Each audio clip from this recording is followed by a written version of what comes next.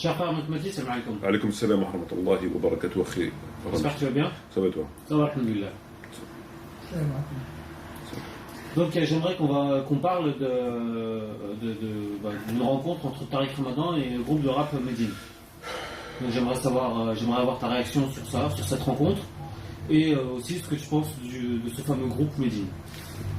Donc avant tout, a'udhu billahi minash shaitanir rajim, bismillahir rahmanir rahim, wa salatu wa salam ala sayyidina Muhammadin wa ala alihi wa ashabihi ajma'in, wa salam alaykum wa rahmatullahi wa barakatuh. Le salam à nos frères et sœurs qui nous écoutent, et le bonsoir aux éventuels non-musulmans qui écoutent cette présente vidéo, et notamment aux renseignements généraux à travers la planète. Donc en fait, il y a un frère qui a eu la gentillesse de m'envoyer un lien, qui était le lien de la rencontre avec le professeur Tariq Ramadan et le groupe de rap musulman. Donc le rap tout court musulman, non. C'est juste un chanteur, c'est pas un groupe. On a une précision très importante. On dit merci, tu vois. Tout à l'heure, mais il sert à rien, tu vois. D'ailleurs, c'est pas le professeur, c'est le spécialiste. Ouais, spécialiste, mais pour éviter justement pour de la modestie et pour pas lui, on l'appellera professeur. C'est pas juste un professeur. Et donc, on l'a vu à l'affiche avec le chanteur de rap et non pas le groupe de rap, mais voilà. Donc moi, ce qui m'a semblé un petit peu pas normal, c'est que le professeur Tariq Ramadan, paraît-il, n'a pas le temps pour répondre aux questions de M. Metmati, de l'élève M. Metmati, enfin petit élève de M. Metmati, et d'autres personnes qui lui posèrent des questions, des pros et des anti-Ramadan. Il n'a pas le temps, nous ont-ils dit, c'est bien ce qu'ils nous ont dit, mais par contre il a le temps d'aller se mettre à l'affiche avec un chanteur de yo-yo, tranquille de la famille. C'est ça. Qu'est-ce que tu penses de... Si. Qu'est-ce que tu penses du rappeur Medine? Moi je connais pas. J'ai vu tout à l'heure sur un petit peu, mais je ne connaissais pas du tout. Moi je pense que le rap, ça n'a rien à voir, la musique n'a rien à voir avec l'islam, donc ça n'a rien à voir avec la musique en général, et le rap encore moins. Et le rap français encore moins. Donc je pense que le rap et la musique n'a rien à voir avec l'islam.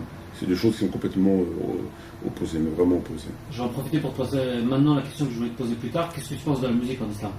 Moi, je pense que la musique, c'est au moins réprouvé. C'est quelque chose qui n'a aucun rapport avec l'islam, qui n'a aucun rapport avec l'état d'esprit d'un musulman, et qui ne peut que lui porter préjudice dans sa foi. Voilà. C'est une espèce de... Ça l'attire vers d'autres horizons qui ne sont pas forcément ceux que le musulman recherche, la vocation qu'il a à la recherche de Dieu. Voilà. Donc moi, je pense que c'est pas une bonne chose. Sans parler bien sûr de l'interdit, parce que l'interdit, c'est quelque chose qui... c'est un terme qui est assez important, puisqu'il engendre forcément la punition d'Allah. C'est quelque chose, donc, sans parler d'interdit. Je laisse les savants répondre à cette question. D'accord. Donc pour toi, ce que tu m'as dit, c'est que ça n'a au moins rien à voir avec l'islam. Non, ça n'a rien à voir avec l'islam. D'accord, ça n'a rien à voir avec l'islam. Et le nom, le choix du nom? Le choix du nom, je pense que c'est marketing. Je pense que c'est pour toucher la fibre religieuse chez les gens de confession arabo-musulman qui ne connaissent pas bien la religion. Donc c'est ce que font, ils le font souvent. Medine, avec du prophète, avec du rap, on ne voit pas très bien le rapport. Je pense pas que, je ne sais pas si le prophète aurait accepté qu'un groupe de rap, enfin un chanteur de rap porte, je ne pense pas. Lorsque tu vois les rappeurs qui ne sont pas musulmans, comme les différents groupes de rap qui parlent des banlieues, etc., c'est pareil, hein, c'est exactement la même chose. Donc on parle des banlieues, de la misère des banlieues, de la délinquance, etc. Et eux, à côté de ça, qu'est-ce qu'ils font? C'est qu'ils s'en mettent plein les poches, qui roulent en grosse voiture, etc. Et que les jeunes, eux, ils ont quoi? Ils ont rien. Ils se retrouvent en prison, ils se retrouvent dans la misère, ils se retrouvent encore avec plus de précarité, parce que ça les incite. Lorsque tu vois le cas, pour revenir aux questions islamiques, sur Meka-Cola, par un certain Makloufi, quelque chose comme ça, Meka-Cola, donc il donne son nom d'une boisson, mec, à une boisson, qui est d'ailleurs infecte. Et en plus, au-delà de ça, c'est qu'il nous demandait de boire intelligent et qui reversait 10% aux Palestiniens à travers des fournitures scolaires. Là, quand tu réfléchis sur tout ça, tu te rends compte que c'est inconsistant. C'est inconsistant, verser 10% en fourniture scolaire à nos frères palestiniens, aux élèves palestiniens, aux enfants palestiniens, mais à côté de ça, verser 30 ou 40% d'impôts à l'État français ou à d'autres États qui, eux, n'achèteront pas forcément des fournitures scolaires, mais plutôt, et entre autres, de l'armement. Tu pèses le pour et le contre. Je veux dire, c'est plus négatif que positif. Mais c'est marketing. On se sert de termes religieux pour toucher de la fibre patriotique, la fibre religieuse, tout simplement. Ça devient de plus en plus fréquent. Et je pense même que ça fait partie des signes avant-coureurs de la fin des temps. D'accord. Pour en revenir à Medine, c'est pas tout simplement une conviction, de la conviction, de la foi. Non, enfin, son choix personnel de s'appeler Medine. Peut-être qu'il est ignorant et qu'il n'aurait pas dû, mais venant de lui, c'est peut-être juste un choix personnel. Donc c'est une conviction. Un choix personnel de quoi? Enfin, d'afficher sa conviction musulmane, de s'appeler Medine. C'est pas forcément du marketing. D'afficher sa conviction musulmane, s'appelle Médine. Parce qu'il faut qu'il l'affiche. Il l'affiche bien avec sa barbe, avec son prénom. Tu peux pas te permettre. Tu peux pas te permettre, quand tu sors du cadre de la religion, à travers différents sujets, à travers différentes activités, de porter une étiquette religieuse. Tu ne peux pas te permettre. C'est comme si une femme, une demoiselle portait le hijab et elle mettait une mini-jupe. C'est comme si quelqu'un portait une barbe et avec une apparence musulman et faisait des trucs bizarres. Tu ne peux pas te permettre. Donc le rap, la musique n'a rien à voir avec l'islam.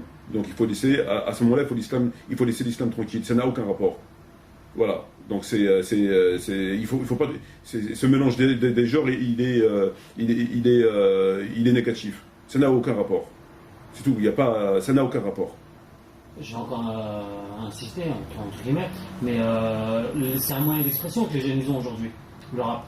Donc pourquoi pas leur faire passer un message comme ça, s'ils l'écoutent? Parce que on ne peut pas se permettre de faire passer, de véhiculer l'islam à travers n'importe quel support. Dans ces cas-là, on peut faire beaucoup de choses et on va dire c'est pour faire passer un message. Pour que ton support il soit accepté, il soit toléré, il faut qu'il soit au moins, il ne soit pas en contradiction avec les textes. Or, la musique est en contradiction avec les textes. Donc je ne peux pas accepter de ce support-là. C'est un support qui n'est pas accepté dans la religion. Les gens ont besoin d'un islam, et non seulement d'un islam, mais d'un islam vrai, d'un islam authentique, pas d'un islam où tu fais de la musique et tu cries, et tu parles de Guantanamo, etc. Ça apporte quoi, ça, à la jeunesse musulmane? Que ça apporte quoi? Il y a quoi de scientifique là-dedans? C'est quoi? C'est uniquement faire naître en eux une espèce de réaction révolutionnaire qui s'éteindra quelques minutes après, lorsqu'ils seront revenus à la réalité. Voilà, c'est tout. Les gens, ils n'ont pas besoin de ça. Les gens, ils ont besoin de science. Les gens, ils ont besoin d'apprendre leur religion à travers les textes et à travers des supports qui sont conformes à la religion, ou tout de moins qui ne sont pas condamnés par la religion, pas blablables. Et c'est pas le cas de la musique. Ça n'a rien à voir. C'est tout. Voilà. Et que c'était une érgumène de Tariq Ramadan qui s'affiche avec ce chanteur de rap ou avec d'autres, et alors que dans le même temps il dit qu'il n'a pas le temps, je trouve ça extrêmement lamentable, et c'est une preuve, en plus, si preuve il y avait besoin, de démontrer qu'il est perfide. Je veux dire, il passe son temps à discuter avec des journalistes non musulmans, avec des politiciens non musulmans, avec des chanteurs, et lorsque des musulmans lui adressent des questions, il n'a même pas la politesse de répondre, il refuse. Et lorsqu'on lui demande des comptes sur ses textes, qu'est-ce que ça veut dire?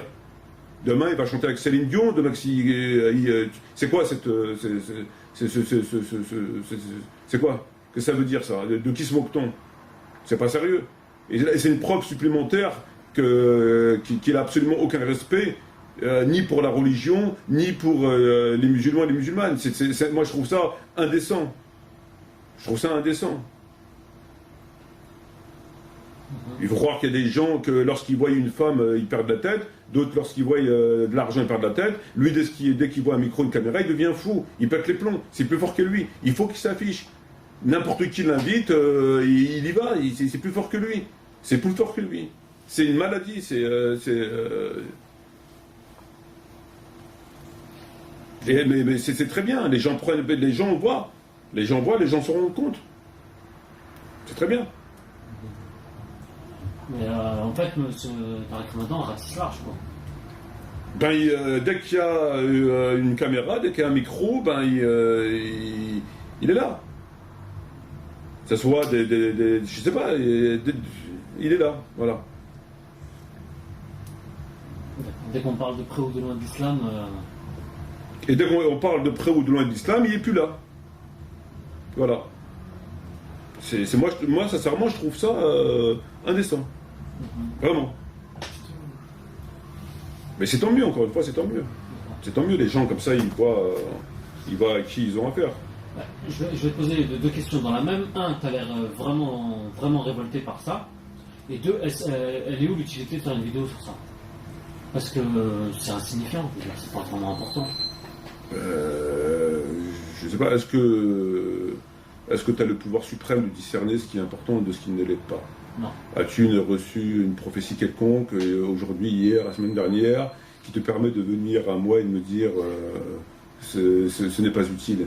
Non. Est-ce que tu as... non, tu l'as pas. Non. Donc tu me permettras de ne pas être d'accord avec toi et d'estimer que ça a une utilité. C'est pas forcément utile, mais ça a une utilité. Et c'est pourquoi je décide de réaliser cette vidéo. D'accord. Voilà, tout simplement. Je pense que les gens ont besoin de prendre connaissance de ce sujet. Que monsieur s'affiche avec des chanteurs de rap, yo yo yo, et de l'autre côté... mais ça mérite la révolte que tu as là? Oui, parce que c'est révélateur, une fois de plus, de la perfidie, de la fourberie de cet individu. C'est révélateur. C'est révélateur. Il ne répond pas aux questions que des musulmans lui posent de façon polie, de façon intelligente et de façon à juste titre, légitime. Il ne répond pas. Il répond pas. Il répond pas oui ou il répond pas non. Il répond pas tout simplement. Du mépris total. Rien. Silence radio. Il n'existe plus. Par contre, il répond à des invitations de chanteurs de rap. Est-ce que c'est un comportement conforme à la religion? Est-ce que c'est un comportement conforme? Est-ce que c'est un comportement tout court? Est-ce que ça l'est? Même les kuffars, même les non-musulmans ne se comportent pas comme ça. Voilà.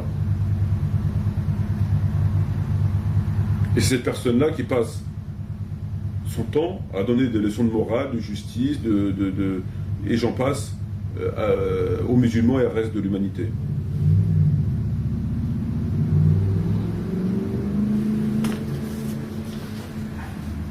Il y a une question? Non, c'est pas une question, c'est un constat. Ça me rappelle une parole prophétique où le prophète disait que viendra un temps où notre religion deviendra un commerce. Un enfant. Ça fait longtemps déjà ça. Ça c'est déjà. Oui, donc on a. Ça des. C'est un ramadan, on a dit. Ouais, ben voilà. Donc. Ok, moi je n'ai pas d'autres questions. Tu trouves ça normal? Tu trouves ça. Ben non. Non. Dès qu'il voit, comme tu l'as dit, dès qu'il voit un micro, voilà. Il pète les plombs. Faut qu'il y aille, faut qu'il aille voir ce qui se passe. Faut qu'on voie sa tête, faut qu'on entende parler de lui. Voilà. Il doit être tous les jours sur quelque part, sur un support.